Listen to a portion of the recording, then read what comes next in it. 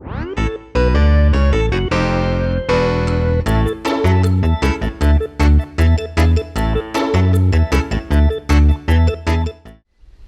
again everyone, it's me, Woolly Dr. Luke, and I've got the next part of my investigation into the life and story of Jesus.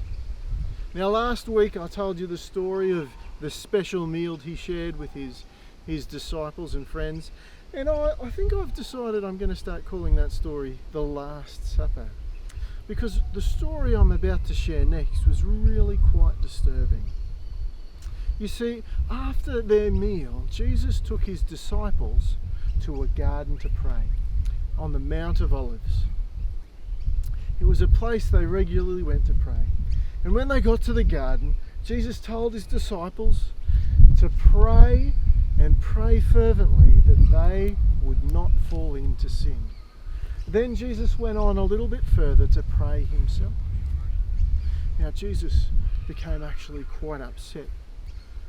As he was praying, I'm told that he was sweating in anguish, sweating like drops of blood were coming from him. He was very upset. And as he prayed, he said, "Father, if you're willing, take this cup of suffering from me. But," he said, "not my will, but your will." You see, Jesus was willing to go along with God's plan, whatever that might be. But he was obviously very upset. It was becoming quite dangerous for Jesus.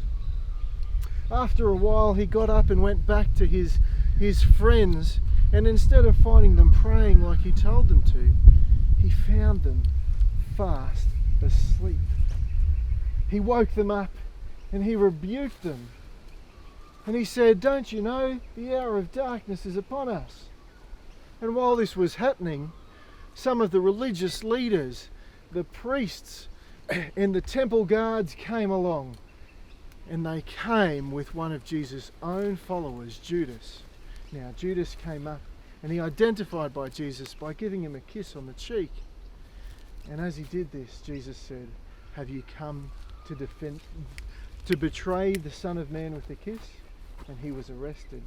Now while Jesus was being arrested, one of Jesus' followers reached out with a sword and cut the ear off one of the temple servants. Jesus said, "I have not come to start a war, I've come to bring peace."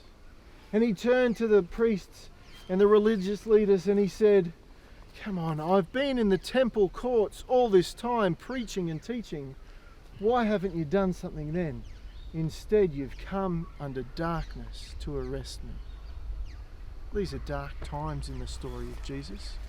But Jesus was willing to trust God and his plan no matter what they may be.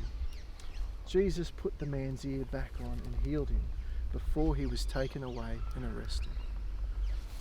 Let's wait and see what happens next. I'm sure it's going to be fascinating.